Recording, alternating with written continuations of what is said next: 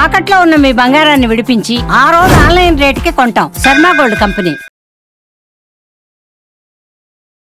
నమస్తే, welcome to Suman TV. నేను గిరిజ. ఇవాళ మనతో ఉన్న ప్రముఖ అతిథి వచ్చేసి శ్రీ శ్రీ శ్రీ అంబాత్రయ పీఠ వ్యవస్థాపకులు డాక్టర్ ఆదిత్య పరాశ్రీ గురువు గారు ఉన్నారు. వారితో మాట్లాడిద్దాం. గురువు గారు నమస్కారం. నమస్తే. అయితే మనం రీసెంట్గా చూసుకుంటే సోషల్ మీడియాలో చాలా బాగా వైరల్ అయిన విషయం ఏంటి అని అంటే, ఒక స్త్రీమూర్తి ఒక ఆలయంలో కూర్చొని మరి మెట్ల మీద అంటే మనకు ఆడవాళ్ళకి నెలసరి సమయం ఉంటుంది కదా, సో పీరియడ్స్ టైంలో అమ్మవారి దగ్గరికి వెళ్తాను, నిత్యం పూజ చేస్తాను, సో పీరియడ్స్ టైంలో కూడా అమ్మవారికి అభిషేకాలు అర్చనలు అన్నీ చేస్తాను, నేను దాదాపుగా ఒక 5 ఏళ్ల నుంచి నేను ఈ కార్యక్రమాన్ని కొనసాగిస్తున్నాను, నాకేం కాలేదు, నేను బాగానే ఉన్నాను అంటూ చాలా హల్చల్ అవుతుంది ఆ వీడియో.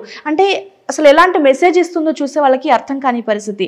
మనం ప్రస్తుతం కూడా ఇక్కడ మనకు చాముండేశ్వరి అమ్మ ఉన్నారు, అక్కడ త్రిముఖంగా త్రయంబక అమ్మవారు ఉన్నారు. సో ప్రజెంట్ మనం కూడా అమ్మవారి గుడిలోనే ఉన్నాం కదా గురుగారు. నిజంగా అది ఎంతవరకు సమంజసం అంటారు? నిజంగా పీరియడ్స్లో అమ్మవారికి అభిషేకాలు అర్చనలు పూజలు చేయొచ్చు అంటారా? అందుకే మన పెద్దలు కొన్ని నియమాలు పెట్టారు. అనుభవజ్ఞులే దేనినైనా టేకప్ చేయాలని మనకు శాస్త్రంలో చెప్పారు. అంటే పరిపూర్ణమైన అనుభవంతో ఉండేవాళ్ళే దేన్నన్నా ముందుకు తీసుకురావాలి. అనుభవం లేని వాళ్ళకి ఏమి ఇవ్వద్దు, ఇస్తే సమాజం సర్వనాశనం అవుతుందని పెద్దలు చెప్పేవాళ్ళు. ఇప్పుడు మీరు చెప్తున్నటువంటి ఈ అంశాన్ని వినడానికే నాకు అసహ్యం వేస్తుంది. బహిష్టేమిటి, పీరియడ్స్ టైంలో దేవుళ్ళ దగ్గరికి వెళ్ళడం ఏమిటి, అభిషేకం చేయడం ఏంటి, ముట్టుకోవడం ఏమిటి, ఇదంతా కూడా ఏంటంటే వాళ్ళ అజ్ఞానానికి పరాకాష్ట. నేను కూడా చూశాను, చాలామంది నాకు వీడియోస్ పంపించారు.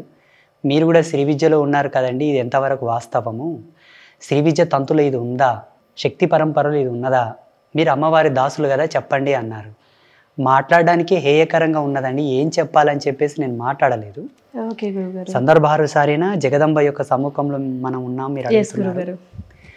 కొండాపూర్లో వెలిసినటువంటి అర్ధనారీశ్వరి దేవాలయమే అశాస్త్రీయము, శాస్త్ర ప్రమాణమైన దేవాలయం అది కాదు.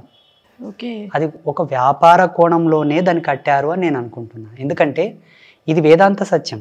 ఆ ఆలయాన్ని శాస్త్ర ప్రమాణంగా కట్టలేదు, అది శాస్త్ర ప్రమాణమైనటువంటి ఆలయం కూడా కాదు. అర్ధనారీశ్వరి అన్నది ఒక అంశ, భావాత్మకమైన ఒక దర్శనం, స్త్రీ పురుషులు ఇరువురు సమానమే అని చెప్పే ఒక కోణం, అది వివరణాత్మకమైనటువంటి దర్శనమే తప్ప ఆలయ రూపకల్పనకు ప్రతికూలం సానుకూలమైనటువంటిది కాదది. ఓకే.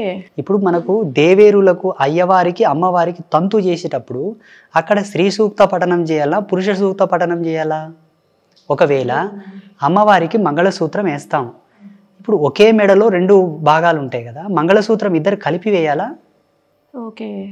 మెడ ఒక్కటే, సగం అమ్మ సగం అయ్య, మంగళసూత్రం ఎట్లా వేయాలా?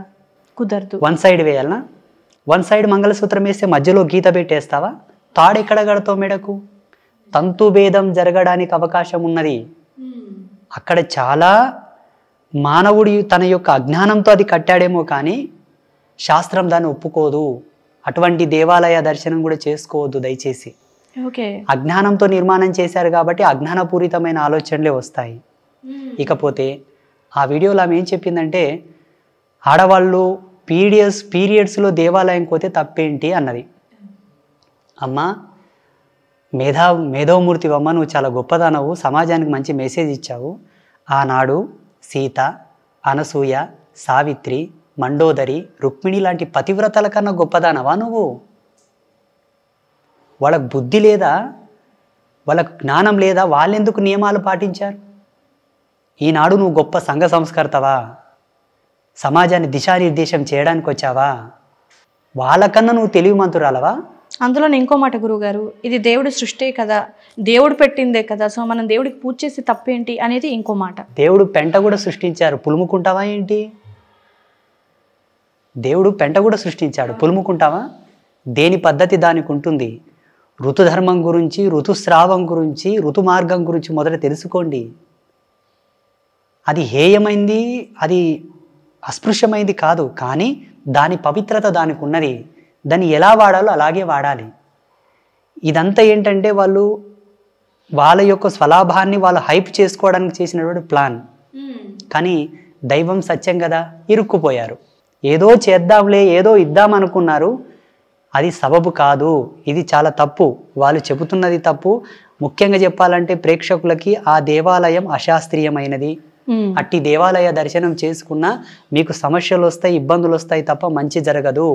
అర్ధనారీశ్వరి అనున్నది ఒక అంశ. ఆ అంశకు ఒక ప్రాతినిధ్యం ఉన్నది, ఒక ధర్మం ఉన్నది. ఆలయ రూపకల్పనకు యోగ్యమైంది కాదు. ఇంకొకటి, పీరియడ్స్లో కనుక మీరు ఆలయ దర్శనం చేసుకున్నా, దేవతామూర్తుల యొక్క దర్శనం చేసుకున్నా మీకు బ్రహ్మహత్యా పాతకం తగులుతుంది. తస్మాత్ జాగ్రత్త. ఓకే గురుగారు. అయితే మరి మనం తను ఆల్రెడీ చేసేసింది, సో మనకి ఎలాంటి అంటే మనకు ఫ్యూచర్లో ప్రస్తుతానికి బాగానే ఉన్నాను, 4 ఏళ్ల నుంచి చేస్తున్నాను అని అందింది కదా, రాబోయే రోజుల్లో మరి చేయకూడని పనులు చేసింది కాబట్టి మీరు ఇందాక అన్నారు బ్రహ్మహత్య దోషం అనేసి, సో తన పరిస్థితి ఏ విధంగా ఉండబోవచ్చు అంటారు? మరి అనుభవిస్తుంది, ఇంతకు అనుభవిస్తుంది. ఎందుకు అనుభవించదు? మనకు ధర్మశాస్త్రాల్లో ఒక మాట ఉన్నది, నువ్వు ఏమి ఇస్తావో అదే ప్రతిఫలంగా పొందుతావు అని. వాస్తవంగా అంటే ఆలయం మీద కానీ వారు చేసినటువంటి కామెంట్స్ మీద వేదాంతవేత్తలు ఒక 10 మంది పెద్ద మనుషులు ఆలయం దగ్గరికి వెళ్ళి చర్చ చేయాల్సింది. మాలాంటి పీఠాధిపతులు కానీ స్వామీజీలు కానీ ఏ ఆగమం ప్రకారంగా నువ్వు దేవాలయం కట్టావు, నీకు దేవాలయం కట్టడానికి ఎవరు ప్లాన్ ఇచ్చారు, ఆ పండితుడు ఎవరు, ఇక్కడ ప్రతిష్ట ఏ ఆగమం ప్రకారంగా చేశారు, ప్రతిష్టకు వాడిన మంత్రాలేవి, అక్కడ నిక్షిప్తం చేసిన యంత్రం ఏమిటి, దానికి ఏ మంత్రంతో యజ్ఞశక్తిని ధారబోసారు, ఇవన్నీ అడగాల్సింది. కాకపోతే ఏంటంటే సమాజంలో మానన్న వాళ్ళు మనకే సపోర్ట్ చేయరు కాబట్టి మీరు అడుగుతున్నారు. నేను ప్రేక్షకులకు అందరికి చెప్తున్నాను, ఆమె చేసిన కామెంట్ తప్పు, ఆ దేవాలయం కూడా తప్పు. ఓకే.